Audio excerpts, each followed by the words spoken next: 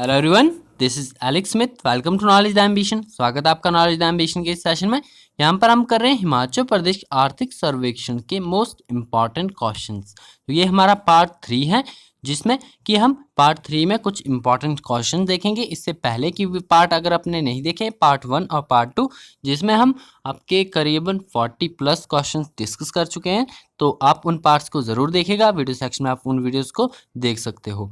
और चैनल पर पहली बार आए तो प्लीज़ चैनल को सब्सक्राइब भी कर लीजिए और नोटिफिकेशन बेल को ऑन भी कर लीजिए, ताकि आने वाले सभी रेगुलर अपडेट जो आप तक रेगुलरली पहुंचते रहें। बात करूं एग्ज़ाम्स की, तो यदि आप किसी भी एग्ज़ाम की तैयारी कर रहे हो हिमाचल प्रदेश के लोअर लेवल से आपके हिमाचल प्रदेश एडमिनिस्ट्रेटिव सर्विसेज के एग्ज़ाम्स तक, तो कंप्लीट आपका इकोनॉमिक सर्वे से और हिमाचल प्रदेश बजट से, इकोनॉमिक सर्वे और बजट से प्रश्न आपको देखने को मिलते ही मिलते हैं। तो यहाँ पर हम इंपॉर्टेंट 100 क्वेश्चन देखेंगे, जिसका ये पार्ट 3 है। इसमें कुछ क्वेश्चन देखेंगे और आने वाले कुछ पार्ट्स में हम ये कंप्लीट कर देंगे। तो आप रेगुलर बेसिस पर जरूर जुड़िए नॉलेज द एम्बिशन के साथ। तो चलिए शुरू करते हैं। सबसे पहला क्वेश्चन यहाँ पर पूछा गया है, हिमाचल प्रदेश में कुल कितनी बैंक शाखाओं का नेटवर्क है। अब बैंक शाखाओं की बात की जा रही है हिमाचल प्रदेश में। बताना है आपको कि कितनी बैंक शाखाओं का नेटवर्क हिमाचल प्रदेश में प्रेजेंट टाइम पर है। तो इसका आंसर आपका 2191, 2191 जो टोटल आपकी बैंक शाखाएं हैं प्रेजेंट टाइम पे हिमाचल प्रदेश में उपलब्ध हैं, कार्य कर रही हैं। 2191 बैंक शाखाएं, तो आपको याद रखना है। इंपॉर्टेंट डाटा है ये। आपको ये अमाउंट वैल्यू याद रखनी है कि कितनी कुल बैंक शाखाएं हिमाचल प्रदेश में प्रेजेंट टाइम पे हैं। अब नेक्स्ट हम बात करते हैं, पूछा गया कि हिमाचल प्रदेश में कितने बैंकों को लीड बैंक की जिम्मेदारी दी गई है। तो इसका आंसर आपका 3 बैंकों को, हिमाचल प्रदेश में कुल 3 बैंकों को जो है लीड बैंक की जिम्मेवारी दी गई है। तो आपको याद रखना है। और ये 3 बैंक कौन कौन से हैं यहाँ पर हम देख लेते हैं। पहला है आपका पंजाब नेशनल बैंक, दूसरा है यूको बैंक और तीसरा है स्टेट बैंक ऑफ इंडिया। इन 3 बैंकों को जो है हिमाचल प्रदेश में लीड बैंक की जिम्मेवारी दी गई है। बात करें पंजाब नेशनल बैंक की, पीएनबी की, तो ये 6 जिलों में अपना कार्य देख रहा है। कौन कौन से? हमीरपुर, कांगड़ा, किन्नौर, कुल्लू, मंडी एंड ऊना। तो इन 6 जिलों में जो है पंजाब नेशनल बैंक अपना कार्य संभाल रहा है और लीड बैंक की तरह कार्य कर रहा है। और नेक्स्ट हम 4 जिलों की बात करें तो 4 जिलों में आपके आते हैं बिलासपुर, सोलन, शिमला और सिरमौर।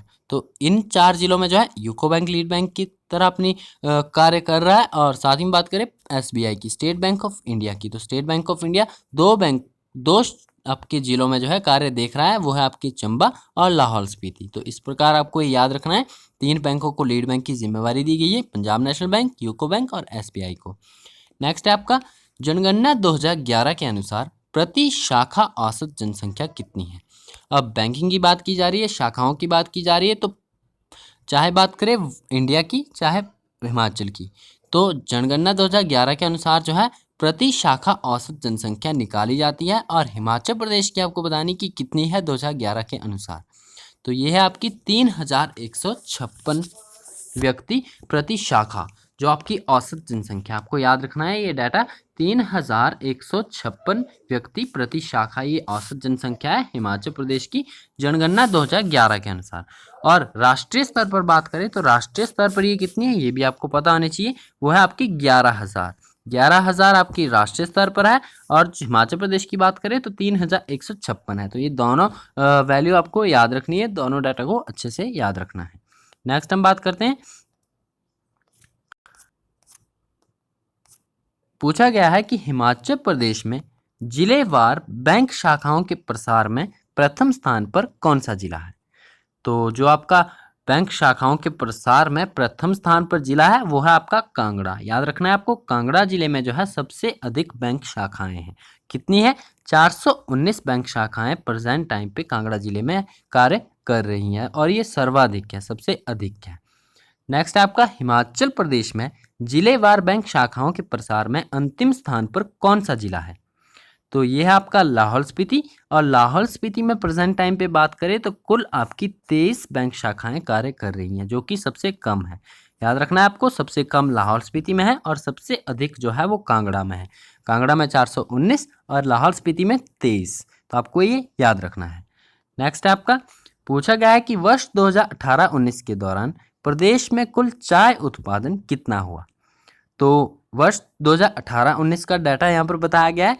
बताया गया कि चाय का जो कुल उत्पादन रहा है वर्ष 2018-19 के दौरान, तो वो रहा आपका 8.77 लाख किलोग्राम।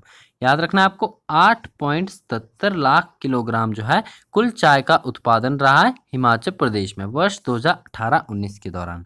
एग्जाम में आपसे ये डाटा भी पूछ लिया जा सकता है, क्योंकि प्रेजेंट टाइम पे ही ये निकल कर आया डाटा है, तो इम्पॉर्टेंट है, आपको पता होना चाहिए। 8.77 लाख किलोग्राम जो है वर्ष 2018-19 के दौरान कुल चाय उत्पादन हुआ है हिमाचल प्रदेश में।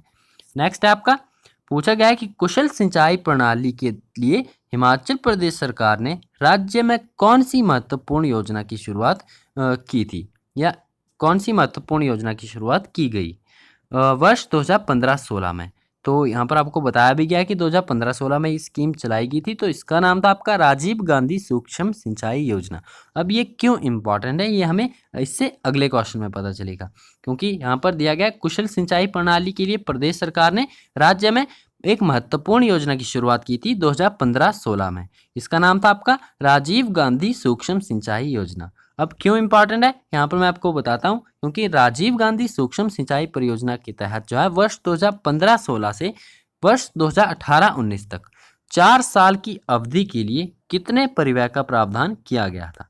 तो यहाँ से आपको क्वेश्चन से क्लियर हो जाएगा कि जो राजीव गांधी सूक्ष्म सिंचाई परियोजना है ये 2015-16 में स्टार्ट हुई थी, जो कि 2018-19 में 4 साल की अवधि के दौरान आपका एक अमाउंट बताया गया कि इस अमाउंट यानी 154.00 करोड़ रुपए के परिव्यय का प्रावधान रखा गया था। तो वर्ष 2018-19 के दौरान जो है आपका 4 साल कंप्लीट होते हैं, और इसके लिए जो है 154 करोड़ का प्रावधान रखा गया था इन 4 साल के पीरियड के लिए। तो आपको इम्पॉर्टेंट है, आपको याद रखना है। नेक्स्ट हम बात करते हैं, पूछा गया है कि हिमाचल प्रदेश में मौसम आधारित फसल बीमा योजना को कब लागू किया गया था। तो जो आपकी मौसम आधारित फसल बीमा योजना है हिमाचल प्रदेश में 2009 और 10 वित्तीय वर्ष 2009-10 में ये इसकी शुरुआत की गई थी। तो आपको याद रखना है मौसम आधारित फसल बीमा योजना 2009 और 10 के बीच में ये शुरू हुई थी। और बात करते हैं नेक्स्ट, आपका इंपॉर्टेंट पॉइंट इसी से रिलेटेड है।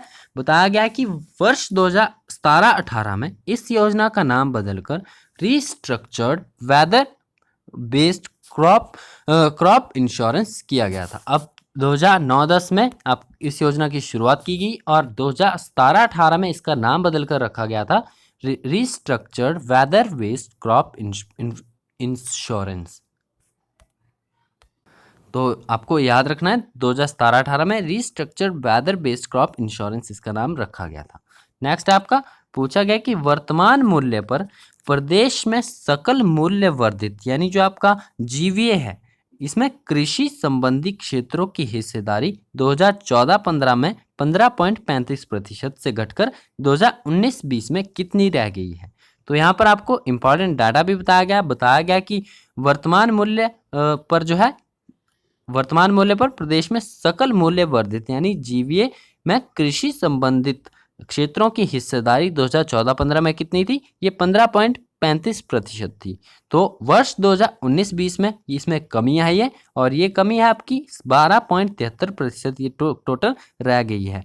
तो हमने पहले भी डिस्कस किया है कि हिमाचल प्रदेश में जो कृषि क्षेत्र और बागवानी क्षेत्र वो आपकी अर्थव्यवस्था का प्राथमिक क्षेत्र में आते हैं, और इसका योगदान आए दिन घटता जा रहा है। इससे रिलेटेड इंपॉर्टेंट डाटा हम इकोनॉमिक सर्वे में डिस्कस कर चुके हैं, गिरिराज साप्ताहिक पत्रिका में भी इससे इंपॉर्टेंट हम डाटा डिस्कस कर चुके हैं। तो आप डेली बेसिस पर जरूर जोड़िए, क्योंकि डेली बेसिस पर आपका कवरेज कहीं ना कहीं आपको हर क्वेश्चन का देखने को मिल जाएगा। तो आपको याद रखना है 2019-20 के तहत जो आपकी ये हिस्सेदारी है कृषि संबंधी क्षेत्रों की, किसमें सकल मूल्य वर्धित यानी जीवीए में, तो ये रह गई है आपकी 12.73%, कमी आई है 2014-15 के मुकाबले, क्योंकि उस समय इसकी 15.35% हिस्सेदारी थी जीवीए में, किसकी, कृषि संबंधित क्षेत्रों की। तो आपको ये इंपॉर्टेंट डाटा यहाँ से याद रखना है। तो ये थे हमारे आज के कुछ most important questions. I hope आपको ये वीडियो पसंद आई होगी। अगर वीडियो पसंद आए तो वीडियो को लाइक जरूर कीजिएगा, अपने फ्रेंड्स के साथ शेयर जरूर कीजिएगा और नेक्स्ट पार्ट में ज़रूर जुड़िएगा। और इससे पहले के पार्ट्स अगर आपने नहीं देखे हैं तो आप उन्हें वीडियो सेक्शन में या प्लेलिस्ट सेक्शन में जाके देख सकते हो। तो आज के लिए इतना ही, मिलते हैं नेक्स्ट वीडियो में। Thanks for watching, best of luck for your bright future.